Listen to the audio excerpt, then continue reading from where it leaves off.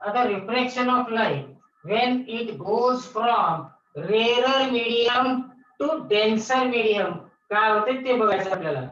जर incident ray हा rarer medium मधून, इथे रेरर मीडियम काय सपोज एअर आहे आणि डेन्सर मीडियम काय ग्लास आहे.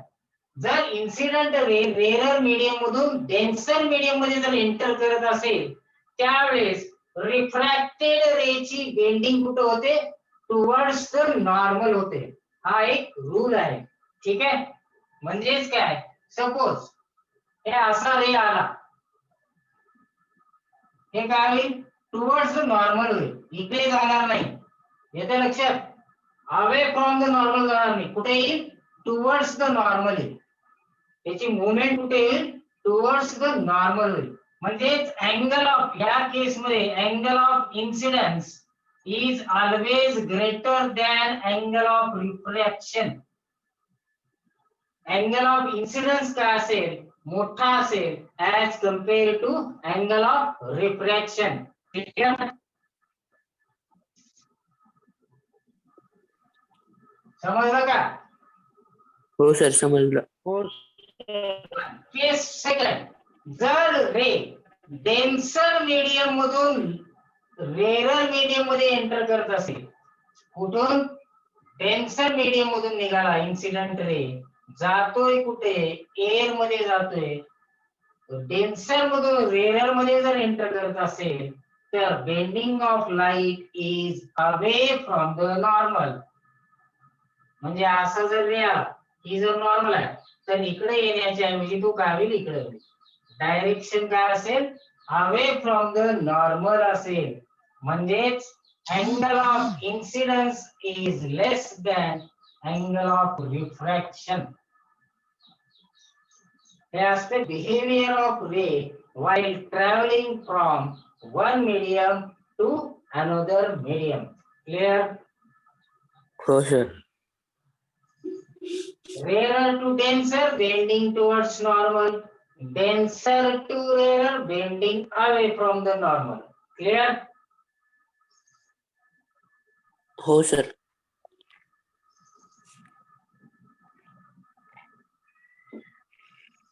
झालं सर.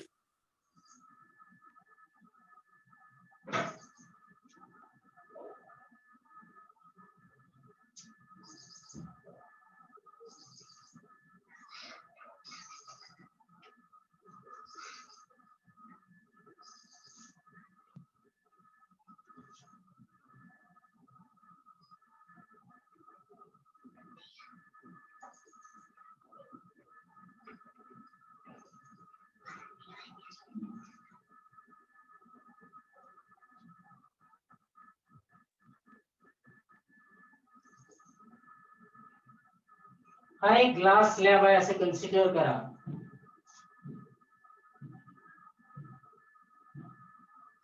हा इन्सिडेंट रे ग्लास स्लॅब मध्ये गेला, म्हणजे बेंडेड टुवर्ड्स द नॉर्मल.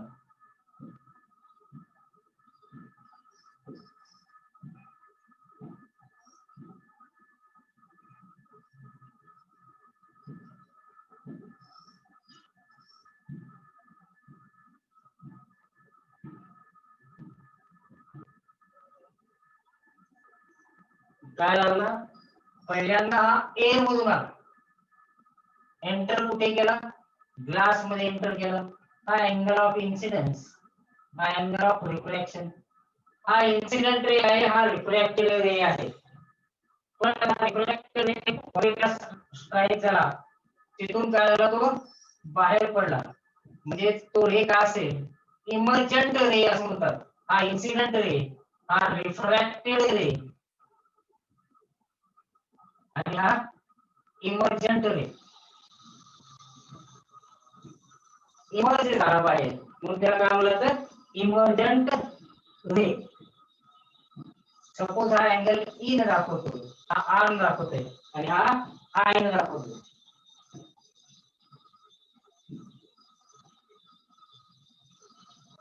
ठीक आहे, त्या दोन नॉर्मल काढले आहेत. एक suppose N O N dash आहे, दुसरी एम पी यामध्ये अशी दुसरी नॉर्मल आहे. इनिशियली इन्सिडेंट रे काय झाला, ऍट पूर्ण स्ट्राईक झाला boundary between air and glass, त्यावेळेस त्याची बेंडिंग होईल टुवर्ड्स द नॉर्मल, ते झाला रिफ्लेक्ट केलं रे. परत हा रे ग्लास मधून ज्यावेळेस बाहेर पडणार आहे ऍट पॉइंट पी, बाउंड्री परत पी, तिथून काय होईल, हा ग्लास आहे,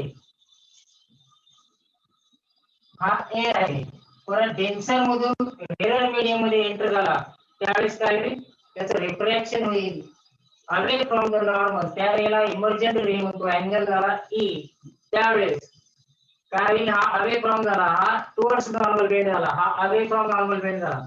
आता इथे एक कन्सेप्ट तयार होतोय, ओरिजिनल डायरेक्शन, हा तर असा गेला असता, ठीक आहे. एअर मध्ये स्पीड होती, परत ही ग्लास मध्ये ती स्पीड कमी होते, त्यामुळे ती बेंडिंग झाली होती. पण परत एअर मध्ये गेल्यानंतर ओरिजिनली काय असायला पाहिजे, तो रे डायरेक्शन त्याची काय असायला पाहिजे, डायरेक्शन ऑफ ओरिजिनल रे. हा जर मीडियम जर ग्लास नाही राहिला असता तर तो सरळ रे असा गेला असता, बरोबर आहे. तर या दोघातील जे परपेंडिक्युलर डिस्टन्स आहे, या दोघातील जे परपेंडिक्युलर डिस्टन्स आहे त्याला म्हणलं जातं लॅटरल डिस्प्लेसमेंट ऑफ द रे. काय म्हणलं जातं, लॅटरल डिस्प्लेसमेंट. येते का लक्षात बघा. ओरिजिनली तो कसा राहिला, जिथून स्ट्राईक झाला त्याची डायरेक्शन तसंच जर मी एक्सटेंड केली आणि ऍक्च्युअल डायरेक्शन जर बघितली त्या रेची लास्टला, त्या दोन्ही डायरेक्ट दोन्ही कशा असतात, पॅरलल असतात, एकमेकाला पॅरलल असतात, आणि त्या दोघांमधलं perpendicular distance is nothing but lateral displacement of the ray असं म्हणलं. क्लिअर आहे.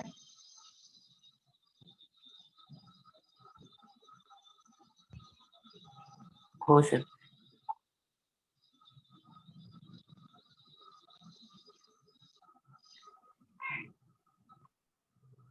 the perpendicular distance between the perpendicular distance between original direction of incident ray,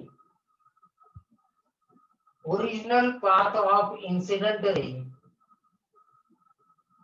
original path of incident ray and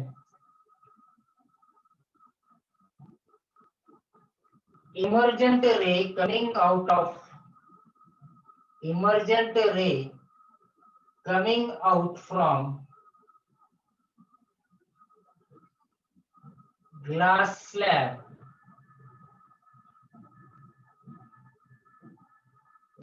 is called lateral displacement.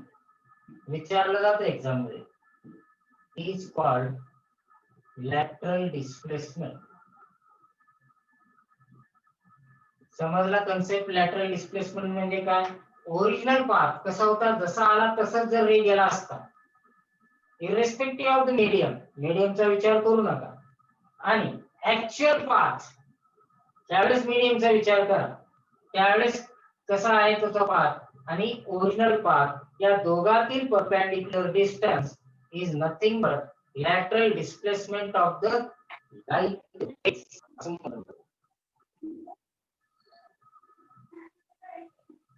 Clear आहे. हो sir.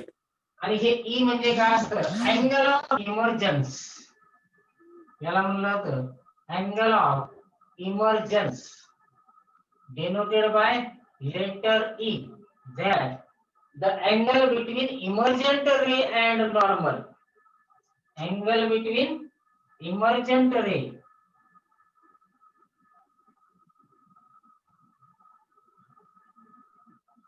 and normal, त्याला म्हणलं जातं angle of emergence. कोणाला काही doubt आहे? नाही sir. नाही सर.